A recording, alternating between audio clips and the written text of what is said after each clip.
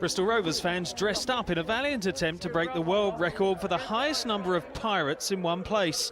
But they fell short of the 1,700 required as their team became the latest to hit the rocks against swashbuckling Norwich. Chris Martin landed the first blow, his 23rd goal of the season. And the Pirates, who've always preferred parrots to canaries of course, were sinking fast by half-time. A couple of superb touches from Anthony McNamee opened the way for sub Ollie Johnson to score less than a minute after coming off the bench. At least the Rovers fans could reflect on a good day for the cancer charity they helped with their fancy dress stunt, while Norwich equally enjoyed plundering all the points. After more good work by Martin, Stephen Hughes wrapped up a hearty success. It gets no easier next week for Paul Trollope's men, who finished their campaign with a trip to Ellen Road. But the manager was pleased with his players' application, and but for the crossbar, Darryl Duffy would have given Rovers some consolation. Two teams with not an awful lot to play for, and it seemed both were happy to share the spoils. The visitors were on the board first inside 2 minutes. Much-travelled Darren Byfield into double figures for the season for the first time in 3 years. Carlisle brought a run of 3 defeats to an end with an equaliser from Marouane Fellaini hair-alike Jason Price just before the half-hour, and that was that.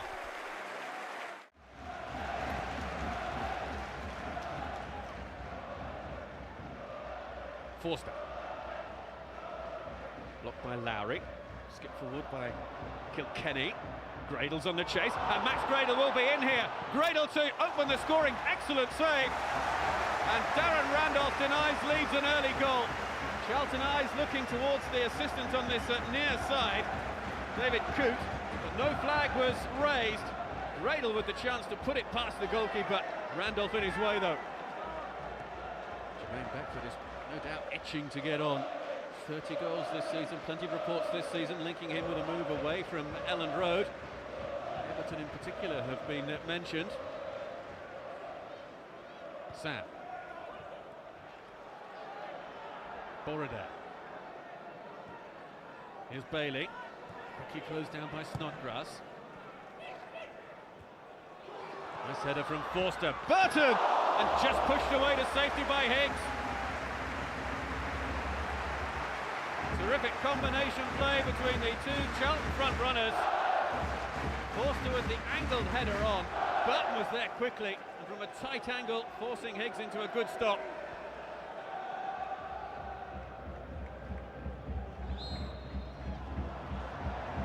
Leeds free kick, foul on Becchio.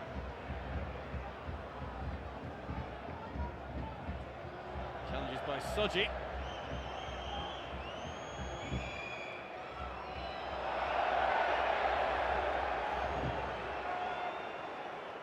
Here's Hughes. Plenty forward in Leeds yellow. Towards Johnson. Becchio tried to get there. Might drop here for Leeds. Oh, what a miss! Collins. Well, the last touch was off a Charlton player. I think it might have been Burton.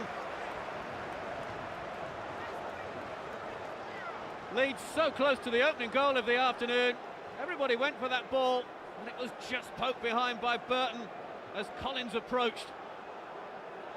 A huge scoreline has just come in from the northwest, and the Leeds United fans are celebrating because Millwall are losing. It's 1-0 to Tranmere at Prenton Park. Now Leeds all have to do is win here. What a boost for Leeds United. Burton. Little casual there from Dion Burton. Here's Bradley Johnson now for Leeds. Will go for goal, it hits Sojic. Picked up by Becchio. Drilled in. Two there with the chance of the shot on goal. It was Snodgrass who hit it towards the goalkeeper Randolph, but the Charlton keeper right behind it. Awkward bounce just before it got to Snodgrass. Fortunately for Charlton, it was straight at Darren Randolph. It's going to be a very, very nervous next 40 minutes or so for those Leeds United supporters.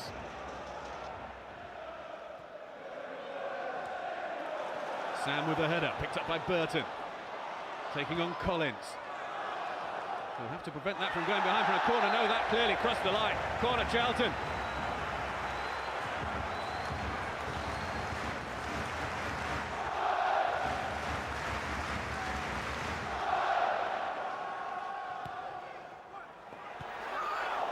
Oh, it's almost in. Suji, just over. What a chance for Charlton. Leeds failing to deal really with the initial corner.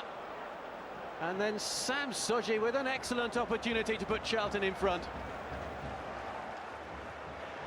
And Jermaine Beckford, 30 goals this season, 3 in his last 2 matches, comes on. Leeds supporters desperately hoping that Beckford can provide the goal to take them to promotion. Leeds United supporters have just heard that Tranmere have scored a 2nd goal against Millwall at Prenton Park. Tranmere are doing Leeds United a huge favour. Now Leeds United have to help themselves.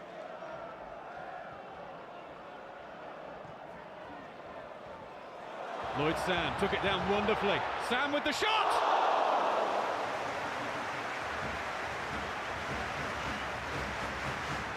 Both teams are getting closer and closer to the all-important breakthrough goal.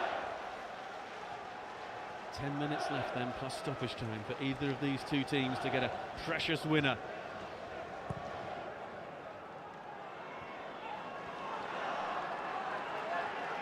Johnson.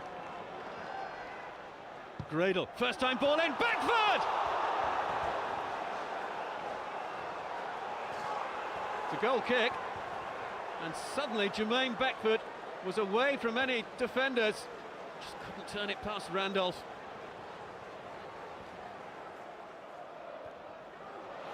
Here's Lloyd Sam. Towards Suji!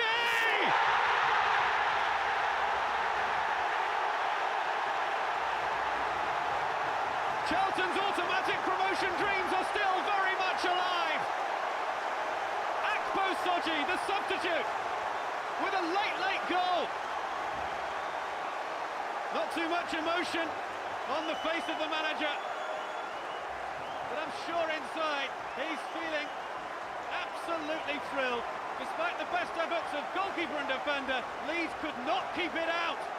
Sam with the header across goal, and Suji rising high. Naylor and Higgs couldn't prevent it going in. Away by Lowry, returned by Sam Suji. Akpo Suji is onside. Naylor takes a tumble. Did he use his hand there? Yes, he did. Is it going to get worse for Leeds United? It's a yellow card for Naylor. Tries to head it away after he'd used his arm.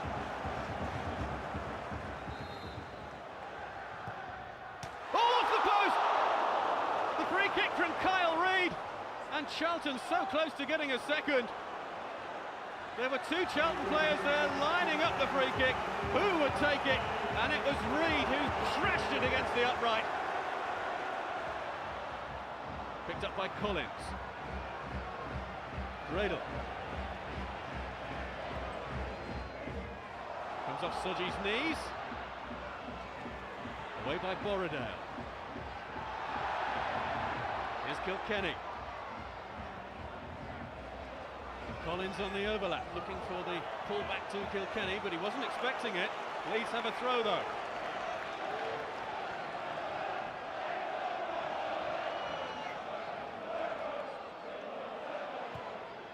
In by Graf. Beckford! Great save, Randolph. Leeds so close to the equaliser, but Darren Randolph has foiled them with a save of first-class quality.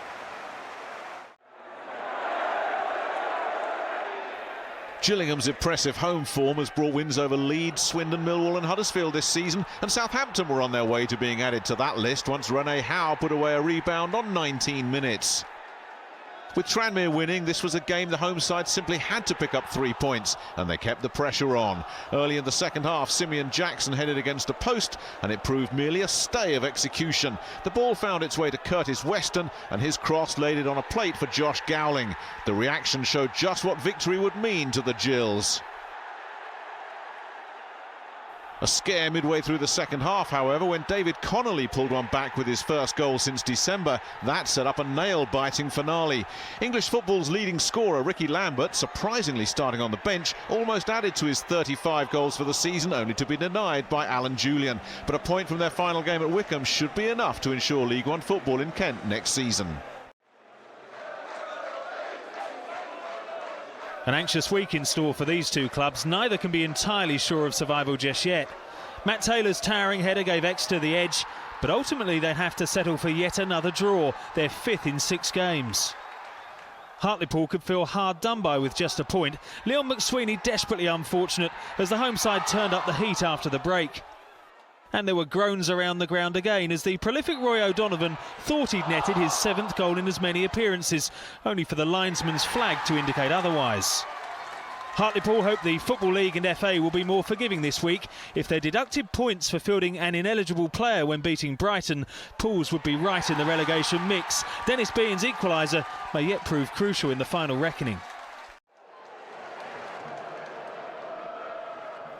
Huddersfield are currently red hot, and their late season surge was given a helping hand, literally, by Colchester's Paul Reed, who raised an arm in the penalty area with inevitable consequences. Equally inevitably, Theo Robinson rolled home the resulting spot kick, his 6th goal from his last 7 matches. Colchester's promotion hopes have long been scuppered following a dreadful run of just 1 victory from their previous 12. But at least they were level 14 minutes from time. Simon Hackney recently recalled from a loan spell at Morecambe with his 4th of the season. But with literally the last kick of the game, Lee Novak volleyed in a dramatic winner. Automatic promotion for the Terriers would need an unlikely sequence of results next week, but with 6 wins from their last 7, no one will want to face Huddersfield in the playoffs. No wins now since the 9th of March for the MK Dons, though Luke Chadwick's dipping shot gave Brighton a scare. Republic of Ireland under-19 international Charlie Collins went even closer on his full debut for the home side. The young striker inches from finding the top corner. The depleted Dons pressed first-team coach Alex Ray into action for only his 4th appearance of the season. But a tussle with Diego Arismendi as the whistle went for half-time left both sides a man light at the restart. Ref Ollie Langford opting for straight reds all round. Ray's seen it all before, but the Uruguayan on loan from Stoke and still trying to establish himself in England was utterly distraught at the premature end to his season. Wycombe's determined battle to avoid the drop is over. Wanderers, relegated by an Orient side, fired up to secure their own future. Tom Heaton's save thwarted Adam Chambers as Wycombe got to half-time on level terms, and they were mighty close to taking the lead themselves after the break. Gary Waddock's men dominating possession before Matt Phillips forced a superb stop from Jamie Jones. Whatever happened elsewhere, only maximum points could keep Wanderers in contention on the final day, but as they pushed for the winner, Orient struck a fabulous finish from Ryan Jarvis. For the 2nd season running, Russell Slades proved his worth as a relegation firefighter. The O's short-term boss hopes now to agree a longer deal after seeing Scott McLeish complete a victory which all but guarantees Orient will stay up, unlike their opponents. Having shipped 6 at home to Huddersfield last week, Jabo Abire's goal was just the boost Stockport required at Southend. With just 19 minutes to go, it seemed County were about to end their 5-game losing streak. But the lead was short-lived. Johnny Hurd surged down the wing, opened the way for teenager Harry Crawford to claim a goal on his full debut. The decisive touch after Danny Swales had tried to clear. Southend sensed their chance for a first win in 8 games, and Matt Patterson wriggled free with just a minute remaining to pick out Alan McCormack. Stockport's 30th defeat of a dismal campaign, while Southend haven't fared much better. Both will hope for a much more enjoyable time in League Two.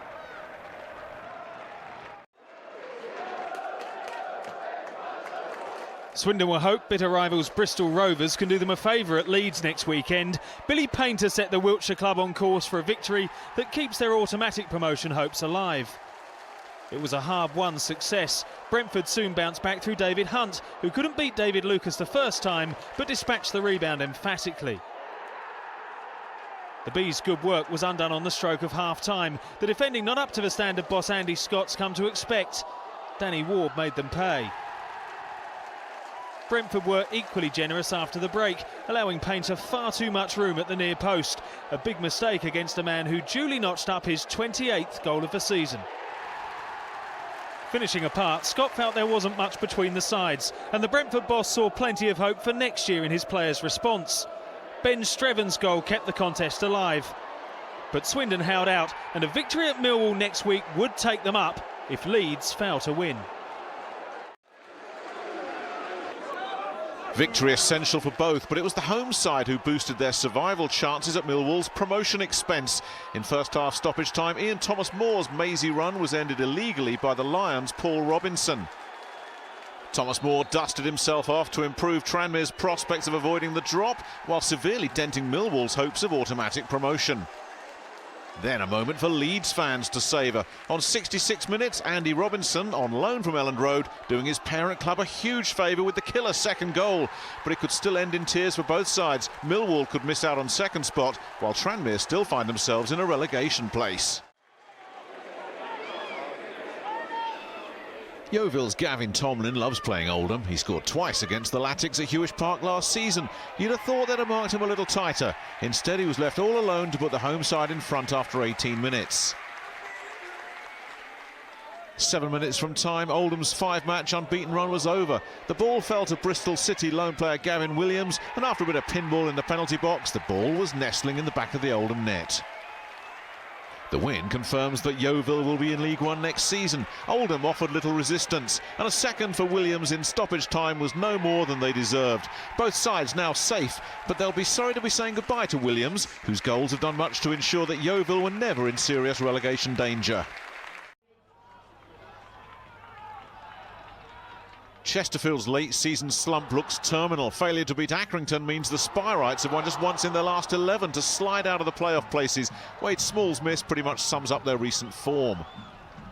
It was a tale of two subs for Stanley. They'd only been on the pitch for 3 minutes when John Miles threaded it through for Billy Key to claim his 8th goal of the season 20 minutes from time. And the Leicester loanee, who'd also scored the winner against Barnet on Tuesday, ensured Accrington's second win in a week when he rolled in the clincher 2 minutes from time. Key could then even have completed his hat-trick, only to blaze wide. But the game is surely up for Chesterfield. They'll need to win next week, and even then they'll need an awful lot of help.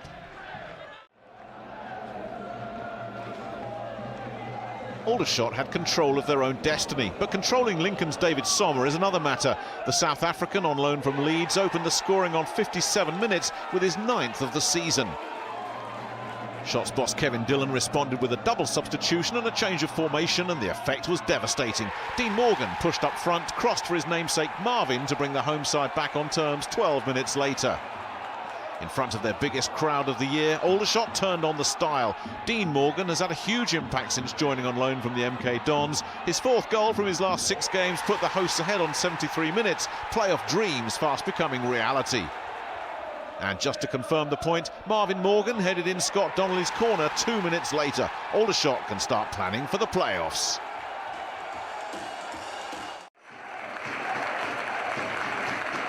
Already promoted Bournemouth could relax against a Port Vale side who started the day in a playoff place. They're out of it now, though, after their biggest defeat of the season, which began 8 minutes into the second half when Brett Pittman stroked in his 28th goal of the campaign.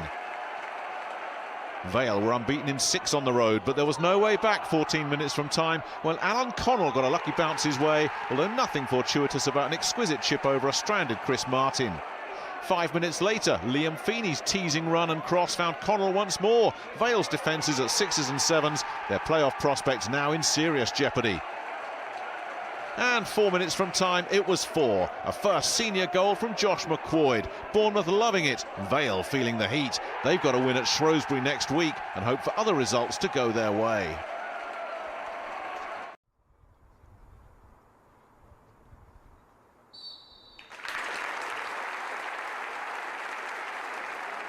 When play began after respects had been paid, it was the home side who started the brighter against fading Northampton. Gareth Evans' control was pretty good, but his finish was truly stunning. It was his 10th goal of the season. With only 1 win from their previous 5, Northampton's playoff hopes were already looking pretty bleak, and their prospects of a late rally weren't helped when Dean Beckwith was dismissed on 37 minutes for pulling back Leon Osborne. The 10 men knew they needed something to keep their fading hopes alive and came close in the second half. Billy Mackay hitting against a post, the frustration impossible to hide. With time running out and the visitors pressing, they were caught on the counter-attack. 9 minutes from time, Adam Boulder's cross and another stunning finish from Evans. Bradford City's unbeaten run extended to 5 matches. Northampton now need a miracle to clinch a playoff spot, but with manager Peter Taylor signing a new 1-year contract, the future for Bradford City is looking promising. Wobbling for a while, Bury have now lost their playoff position, beaten by a team finishing the season in terrific form. Mustafa Carriol's goal for Torquay left the Shakers in big trouble because the Devon side hadn't conceded in their last 5 outings. That defence stood firm again, and 2 minutes from the end, Danny Stevens made sure Torquay would be leaving with their 5th straight victory in the bag. It's the first time in 12 years they've enjoyed a run that good in the Football League, and there was even time for Scott Rendell to add a 3rd, plunging Bury's playoff prospects into chaos, with just a trip to Northampton still to come. On this form, Torquay will hope to mount their own challenge next year.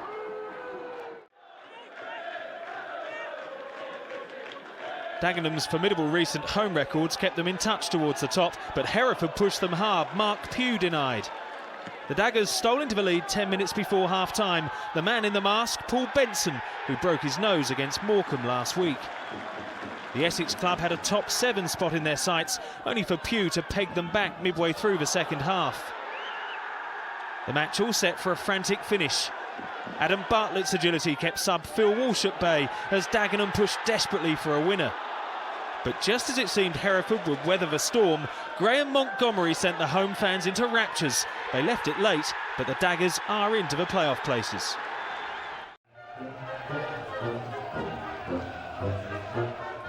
Only a masochistic Barnet fan could have enjoyed this, as Grimsby created the best chance of a nerve-wracked first 30 minutes. Mark Hudson threw on goal, only to be thwarted by Bees keeper Jake Cole. Michael Coulson couldn't put away the rebound. A draw would have preserved Barnet's status. It could have been even better had Joe De Vera's header not gone straight to keeper Nick Colgan, as the visitors enjoyed a spell of pressure. Just before the hour, the goal that might yet keep Grimsby in the league. A corner wasn't completely cleared. Peter Bohr headed the ball back in, and Rob Atkinson, who hadn't scored since September, hooked in what might be the most important goal of his career. Now the visitors were under real pressure, but try as they might to get back on terms, they couldn't find a way past an inspired Colgan, here denying Mark Hughes. It was nearly all over when Jean-Louis Akpa-Akpro made space for himself, but his curling effort came back off the post, and Lee Peacock was beaten to the rebound by the busy Cole. But 3 minutes into stoppage time, it really was all over. Hudson pouncing on some sloppy defending to confirm Grimsby's 4th victory out of 6. If they win at Burton next week and Barnet fail to beat Rochdale at Underhill, the Mariners will have completed an incredible escape.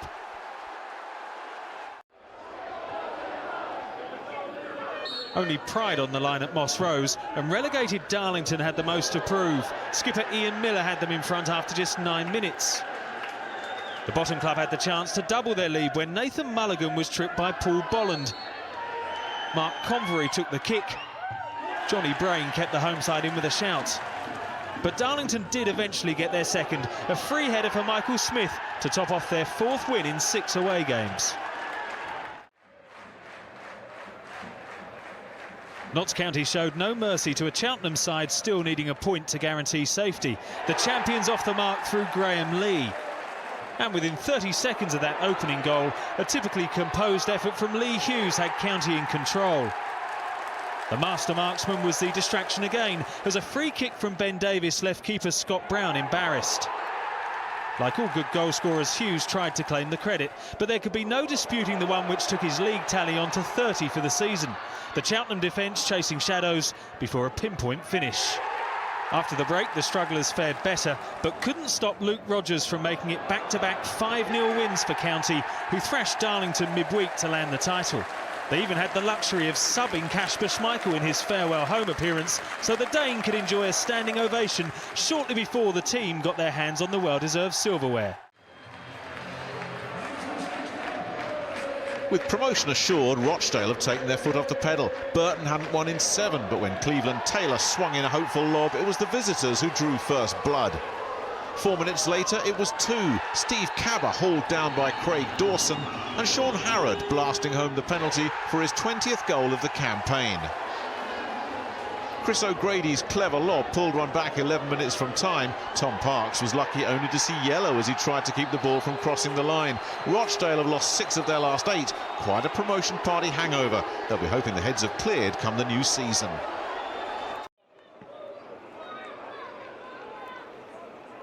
Rotherham manager Ronnie Moore can breathe a big sigh of relief. Last season, missing out on the League One playoffs in the final match of a season cost him his job at Tranmere Rovers. The Millers, though, have made it, a draw enough to guarantee their place in the top 7, though Crewe's Clayton Donaldson very nearly denied the Yorkshire club that all-important point, the bar preserving Rotherham's 4th successive clean sheet. Shrewsbury's sacking of Paul Simpson surprised some people, and the players still seem to be adjusting when they fell behind against Morecambe after just 9 minutes. Mark Duffy seizing on Shane Cansdale-Sheriff's mistake. After a quarter of an hour, the home side were really in disarray. David Artell on the end of Craig Stanley's free kick to score against his old club. Shrewsbury dragged themselves back into the match through Ben van den Broek, and the Dutchman's goal inspired a revival. The comeback was completed by another impressive contribution from 17-year-old Tom Bradshaw, his 3rd goal in 5 senior games, and he's yet to play a match from the start. Morecambe, though, had the extra incentive of a playoff place to chase, and Artell restored their lead. But the defender blotted his copybook right at the death, bringing down Bradshaw in the box, a clumsy challenge that put Kevin McIntyre on the spot. The Shrimps got lucky. Barry Roach kept out the rebound, and Morecambe have playoff qualification in their own hands.